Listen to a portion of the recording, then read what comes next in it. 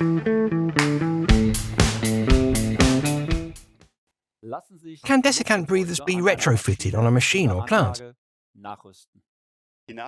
Breathers can easily be retrofitted on a machine if a breather was already installed before, and I can simply reuse the connector pieces or the hole flange with 73mm diameter. Oder aber auch diesen Lochflansch mit Durchmesser 73 Millimeter einfach übernehmen kann.